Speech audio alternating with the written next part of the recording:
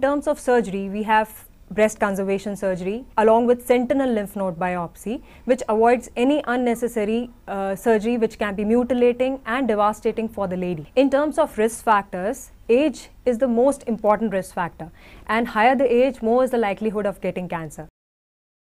Ladies which are elderly, the treatment has to be tailored to suit to their need, to reduce the side effect and become more efficacious.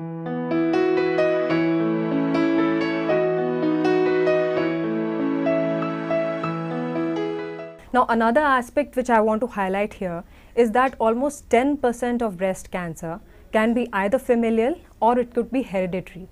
That in turn means that one of the family members, either your parents, siblings, or somebody, maybe a second degree or third degree relative, would have had either a breast cancer, ovarian cancer, or some other kind of cancers. Now, such people are at extremely high risk depending on their category, and they would at one time require some kind of early screening to find out whether they are at risk of getting a cancer which is similar or unrelated. For them, we have options of having certain blood tests, certain investigative facility like doing an early mammogram and trying to find out to what category they belong. Certain conditions which are picked up early in the course like atypical hyperplasia and certain benign breast disorders can be taken up further and require a closer monitoring, so that in future, if at all they convert into malignancy, we are able to manage them at a much earlier stage, giving them a good life expectancy and almost a good curative option.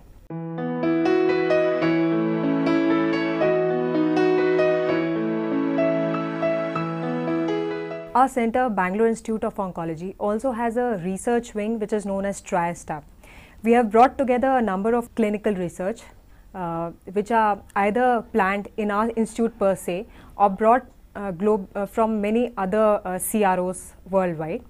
Now, in collaboration with such sponsors, we have been doing very high-tech research which will subsequently change the era of treatment we are having presently. Secondly, we are bringing into our center facilities of DNA and RNA microarray.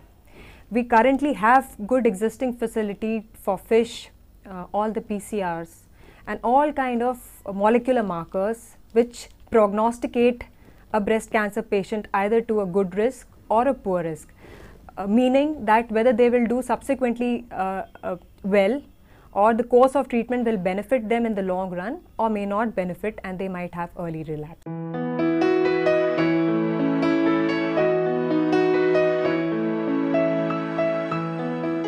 Currently, the guidelines say that any lady over 40 years